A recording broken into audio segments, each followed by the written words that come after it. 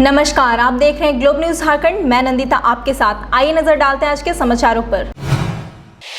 सरकार बदली मगर सूरत नहीं। जमशेदपुर के गैर कंपनी इलाकों का बुरा हाल है। सरकार और सरकारी तंत्र भले लाख दावे कर ले, लेकिन जमीनी हकीकत सरकारी दावों से कोसों दूर नजर आ रही है। जमशेदपुर के गोविंदपुर खखड़ीपाड़ा के लोगों के आक्रोश का अंदाजा इसी बात से लगाया जा सकता है कि बजबजाती गंदगी और बदहाल सड़कों और नालियों से परेशान क्षेत्र के लोक दलों की मर्यादाओं को भूल एक मंच पर जुटे और बैठक कर आंदोलन की रणनीति बनाई। खखड़ीपाड़ा से होकर गुजरने वाली सड़क सीधे राजधानी रांची को जोड़ती है, जहां बजबजाती गंदगी और खस्ताहाल सड़कों से होकर सैकड़ों लोगों को चलने के लिए विवश होना पड़ता है। ना तो जनप्रतिनिधियों की इसकी चिंता है, ना ही स्थानीय प्रशासन को। यहाँ तक कि क्षेत्र में बड़े औद्योगिक इकाई स्टील स्ट्रिप्स व्हील्स भी स्थापित है। वैसे कहने को तो स्टील स्ट्रिप कंपनी ने CSR के तहत तीन सफाई कर्मियों की तैनाती की है, लेकिन उन सफाई कर्मियों का कोई अता पता नहीं। इसको लेकर लोगों में काफी आक्रोश देखा जा रहा है। गुरुवार को स्थानीय लोगों ने बैठक कर एक साझा रणनीति तैयार करते हुए सरकार और जिला प्रशासन से नारकीय जीवन से मुक्ति दिलाने को लेकर रणनीति तैयार की। स्थानीय लोगों के अनुसार सरकार अगर इस ओर ध्यान नहीं देती तो आगे उग्र आंदोलन को बाध्य होना पड़ेगा। स्थानीय लोगों ने बताया कि इस मार्ग पर हर दिन सड़क दुर्घटनाएं हो रही है। गंदगी से संक्रमण का खतरा भी फैलने की चिंता सता रही है। वैश्विक महामारी कोरोना वायरस के तीसरे लहर की संभावना बनी हुई है। ऐसे में अगर जल्द ही इस ओर ध्यान नहीं दिया गया तो स्थिति और भी भयावह हो सकती है। ये रोड खखड़ीपाड़ा रोड जा रहा है, रांची रोड होते हुए पूरन सेठ का दुकान का बगल से। और ये कचरा जो देख रहे हैं, कचरा का अंबार जो है गोविंदपुर में ऐसा 50 जगह है, कोई साफ सफाई करवाने वाला नहीं है। यहाँ कंपनी 3 ठो लेबर भी दिया है स्टील व्हील्स, लेकिन वो लेबर कहाँ रहता है, क्या करता है, इसका कोई भी मतलब यहाँ के प्रतिनिधि लोग जान रहे हैं कि कोई पता नहीं है वो क्या कर रहा है क्या नहीं कर रहा है। सब जगह ऐसा ही कचरा का अंबार लगा हुआ है। बरसात का समय है, आप देख रहे हैं कि क्या हाल है गोविंदपुर का। एक कचरा फेंकने का कोई प्रावधान ही नहीं है गोविंदपुर में। लोग क्या करते हैं, घर से निकलते हैं और अगल बगल जहाँ खाली जगह देखते हैं और फेंक देते हैं। और क्या होता है कि कोई कंपनी भी इस पर कोई ध्यान नहीं दे रहा है, जिसके कारण क्या हो रहा है, आने जाने वाले लोग को यहाँ पर पार होना मुश्किल है, नाक बंद करके पार करना पड़ता है। इसके चलते देखिए कितना महामारी का रूप ऐसे ही कोरोना आया हुआ है। इसके चलते भी नया महामारी गोविंदपुर में अगर आ जाता है तो इसको कौन रोकथाम कैसे होगा। जमशेदपुर के मानगो नगर निगम चुनाव की सुगबुगाहट होते ही तमाम राजनीतिक दल अपने अपने तरीके से राजनीति में जुट गए हैं।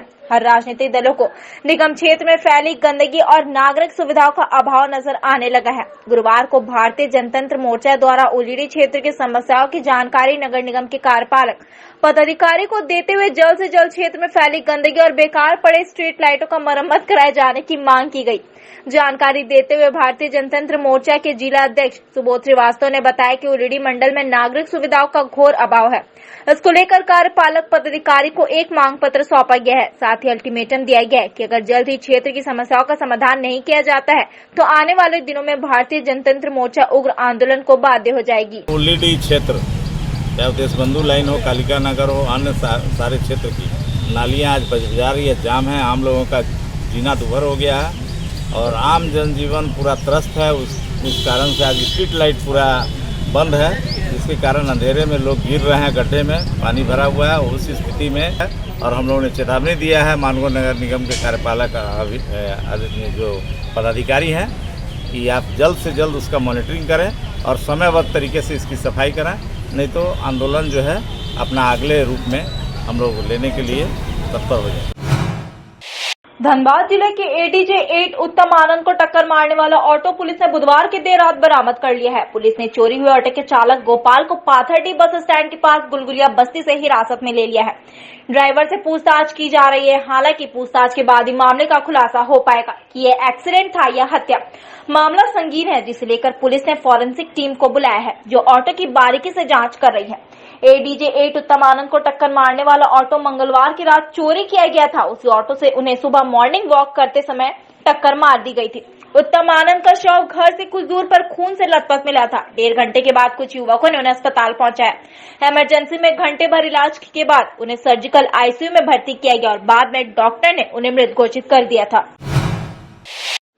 धनबाद में एडिशनल डिस्ट्रिक्ट जज की साजिश के तहत अपराधियों ने बुधवार को सवेरे 5 बजे मॉर्निंग वॉक के दौरान वाहन से ठोकर मारकर हत्या कर दी, जिसके विरोध में शुक्रवार को जमशेदपुर बार एसोसिएशन के अधिवक्ता पेन ड्रॉप हड़ताल करने का निर्णय लिया है। प्राप्त जानकारी के अनुसार धनबाद के एडिशनल डिस्ट्रिक्ट जज उत्तम कुमार आनंद प्रतिदिन की तरह सवेरे 5 बजे टहलने निकले थे। इसी बीच एक अज्ञात टेम्पो ठोकर मारकर फरार हो गया, जिसके बाद वे अचेत अवस्था में काफी देर तक सड़क किनारे पड़े रहे। इसकी जानकारी वहां से गुजर रहे लोगों को होने पर उन्हें गंभीर रूप से घायल अवस्था में स्थानीय अस्पताल में ले जाया गया, जहां इलाज के दौरान उनकी मौत हो गई। इस घटना के बाद से पूरे राज्य के बार एसोसिएशन में शोक की लहर दौड़ गई। अधिवक्ताओं के अनुसार उत्तम कुमार काफी मिलनसार थे और आपराधिक घटनाओं के प्रति काफी सख्त थे। वे 2002 से लेकर 2003 तक जमशेदपुर के न्यायालय में न्यायिक दंडाधिकारी के पद में भी रहे।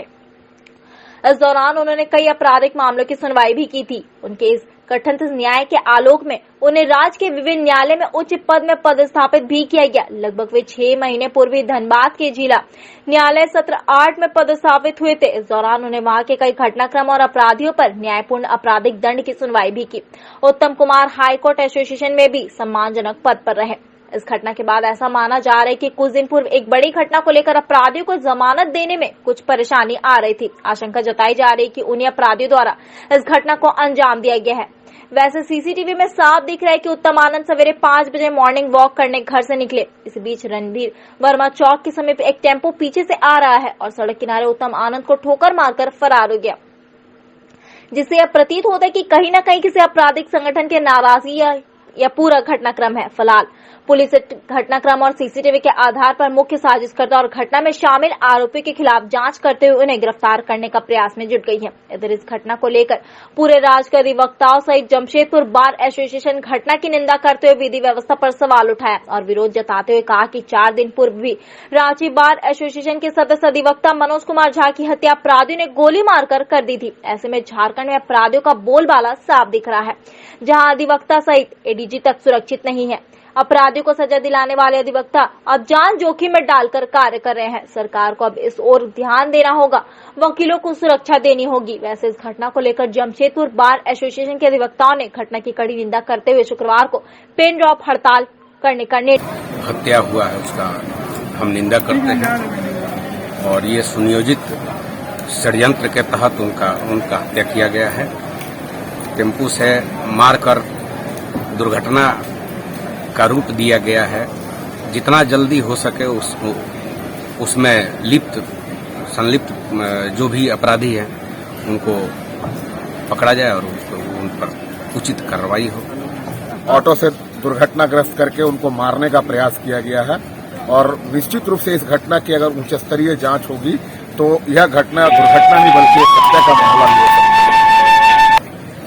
है। और वर्तमान में जो झारखंड में सरकार सत्तासीन है, इस सरकार के नेतृत्व में आए दिन विधि व्यवस्था पर कोई भी नियंत्रण नहीं है।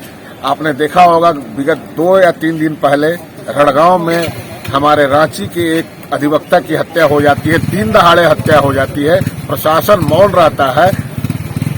धनबाद के सड़क पर सुबह सुबह एक न्यायिक पदाधिकारी की दुर्घटना करके मार दिया जाता है। यह निश्चित रूप से निंदनीय है। इस घटना की जितनी भी निंदा की जाए कम है और दोषियों उच्च स्तरीय जांच कर दोषियों पर उचित कार्रवाई होना चाहिए। हाँ, ये तो है। अभी तो अपराधी चूंकि खुलेआम घूम रहे हैं। मेरा तो आरोप है इस सरकार के ऊपर में कि अपराधियों के संरक्षण में सरकार बनी है, तो वो अपराधियों को यदि जुडिशियल अफसर हमारा सजा देगा तो उनका अंजाम ऐसा ही होगा जैसा कल आनंद साहब के साथ में हुआ है। तो बहुत बारीकी से मरो, तो चूंकि सीसीटीवी कैमरा नहीं होता, यही होता कि चलिए कोई हिट करके उनको निकल गया, नेग्लिजेंसी से हिट हो गया, मर गए हो। तो अच्छा था कि सीसीटीवी कैमरा था।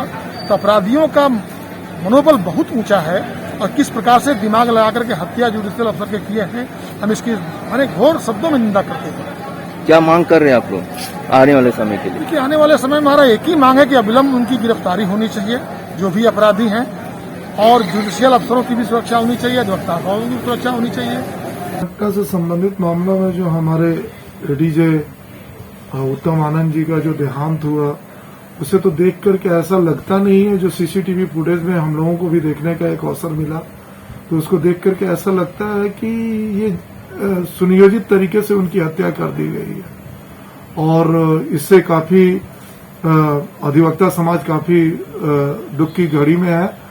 और क्योंकि 2 ही दिन पहले हमारे एक अधिवक्ता रांची के जिला बार एसोसिएशन के सदस्य हैं मनोज कुमार झा जी, उनकी भी नृशंस हत्या कर दी गई थी तमाड़ थाने इलाके में। तो उससे भी अधिवक्ता लेकर के काफी चिंतित और भय के ये में है, भय से व्याप्त है। और कल हमारे बार काउंसिल में, चूंकि मैं भी वहां का एक सदस्य हूं, तो हमारी एक मीटिंग आपात बैठक बुलाई गई जिसमें सर्वसम्मति से निर्णय लिया गया है कि दोषियों को कानूनी प्रक्रिया के अधीन किया जाए और उन पर जल्द से जल्द त्वरित कार्रवाई करते हुए उनको न्याय सजा दिलवाई जाए। इसी मुद्दे पे सब लोगों ने कल निर्णय लिया है और उसी में एक दिन का हम लोग कल अपने आप को एक दिन के सांकेतिक काम से दूर रखेंगे, ये भी निर्णय लिया गया है।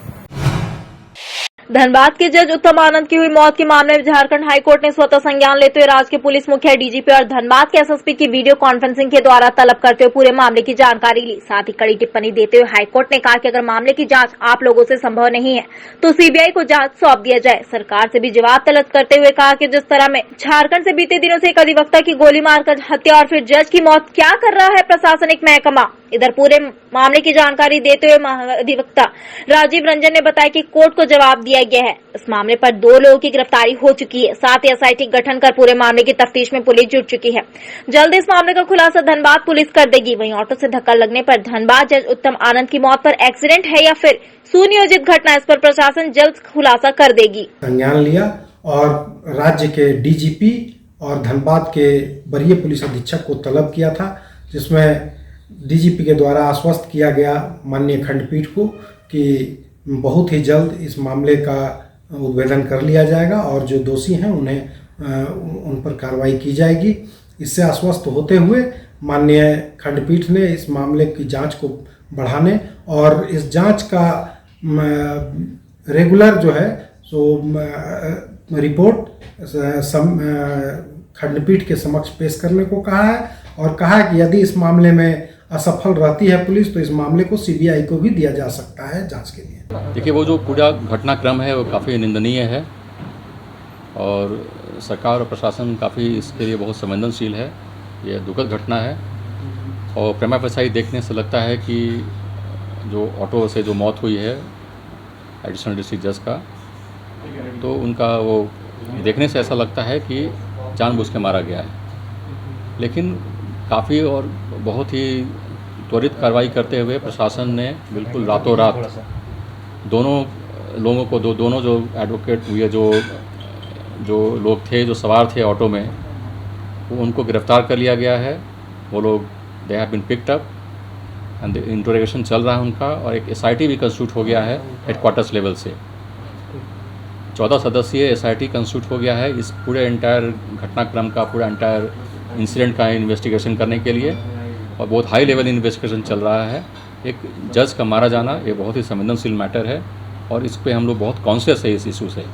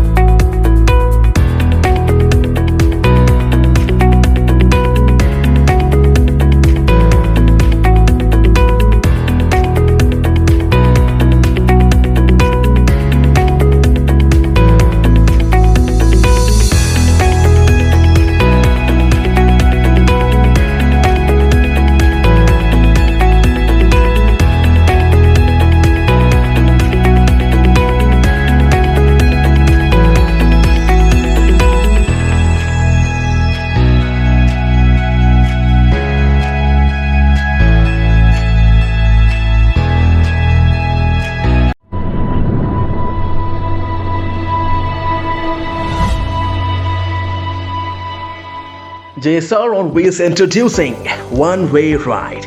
Reliable, comfortable, safe, secure, reasonable. Quality service at your doorstep.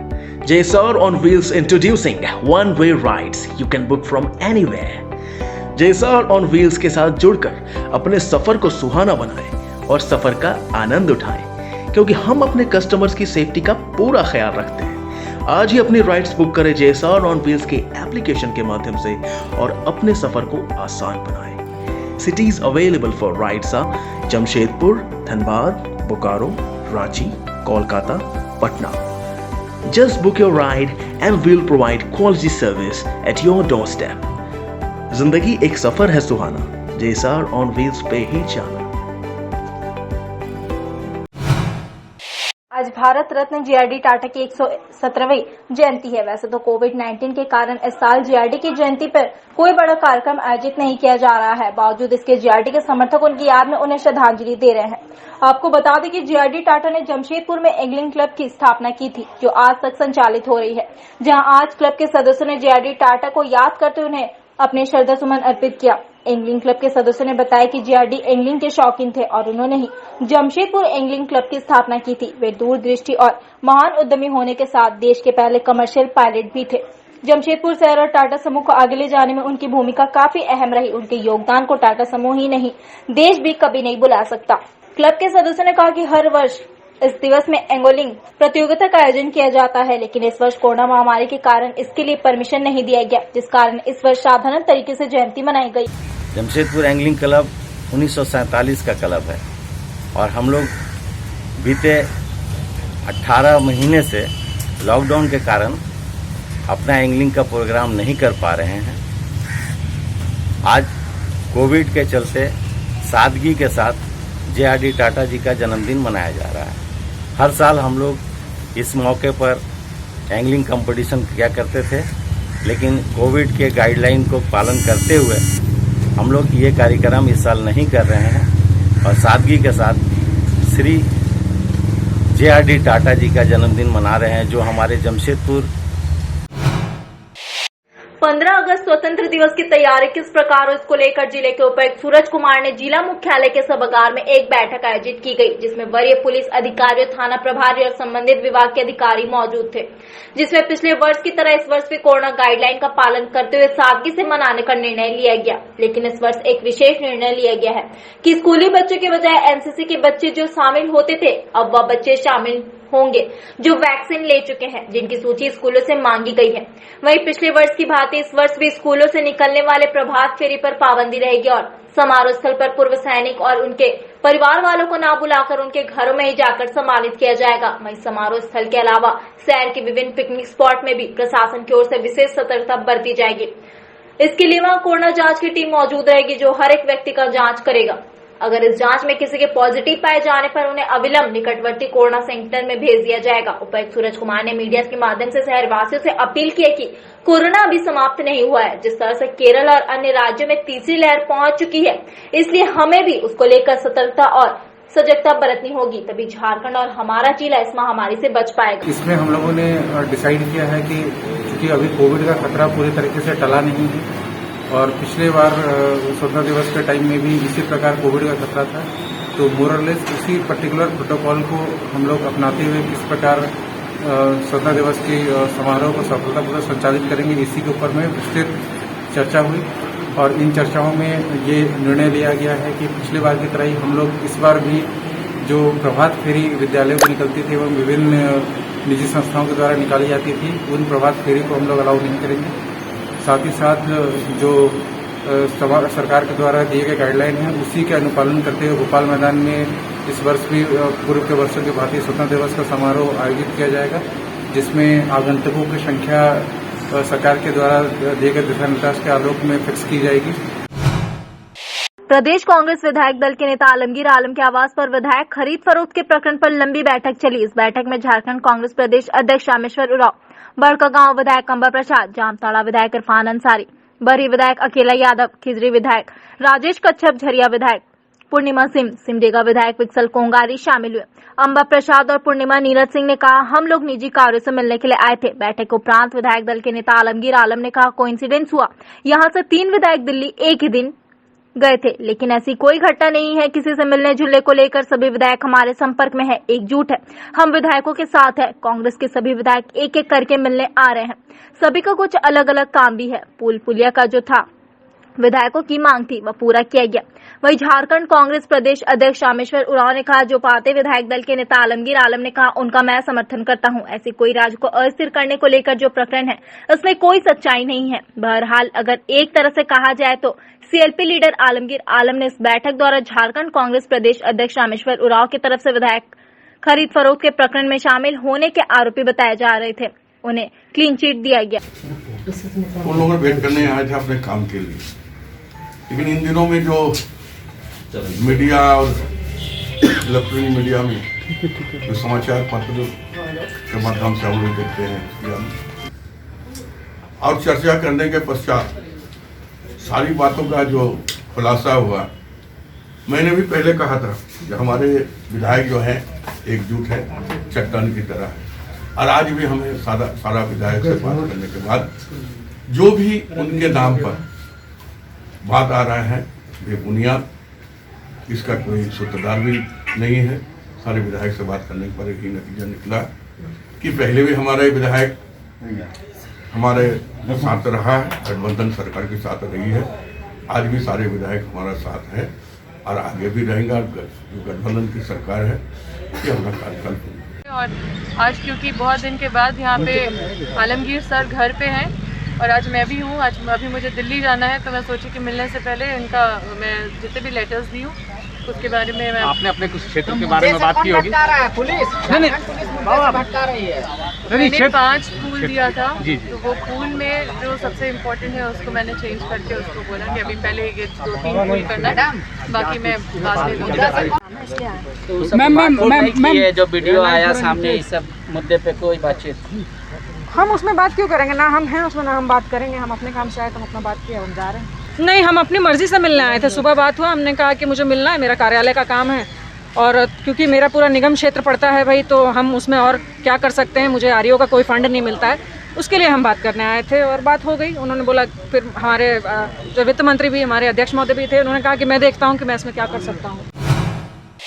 Jharkhand academic council Jack 10वीं बोर्ड की परीक्षा का परिणाम जारी कर दिया गया है। परीक्षा के लिए पंजीकृत कुल 4,33,571 छात्रों में से 4,15,924 उम्मीदवारों को पास घोषित किया गया है। झारखंड के शिक्षा मंत्री जगन्नाथ महतो ने परिणामों की घोषणा की। झारखंड बोर्ड ने अपना अब तक का उच्चतम उत्तीर्ण प्रतिशत प्राप्त किया है, क्योंकि मैट्रिक के लिए पंजीकरण कराने वाले 95.93% छात्र उत्तीर्ण हुए थे। यह पिछले साल की तुलना में बहुत बड़ी छलांग है, जब 75.1% छात्रों ने परीक्षा पास की थी। इसके अलावा इस वर्ष रिकॉर्ड 27,031 छात्रों ने प्रथम श्रेणी प्राप्त की है। जिले के अनुसार गिरिडीह ने शीर्ष स्थान प्राप्त किया है, क्योंकि क्षेत्र के 97.82% छात्रों को उत्तीर्ण घोषित किया गया है। दुमका 92.83% पास प्रतिशत के साथ सबसे कम प्रदर्शन करने वाला जिला है।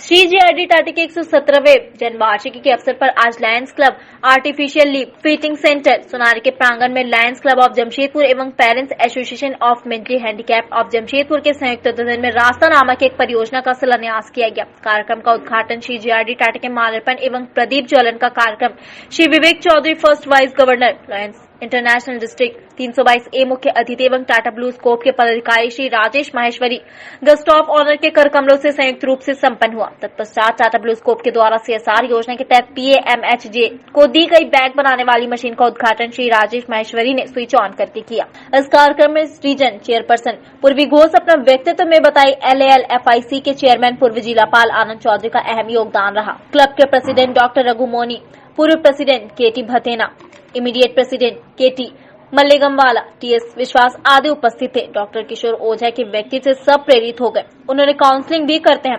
आसमान सिंह विकलांग जमशेदपुर वासी को उन्होंने फ्री काउंसलिंग करने का वादा किया, जिसमें अभिभावक और बच्चे दोनों का काउंसलिंग होगा। पूर्वी घोष ने इस महान कार्य में सबको आगे बढ़कर आने का आह्वान किया।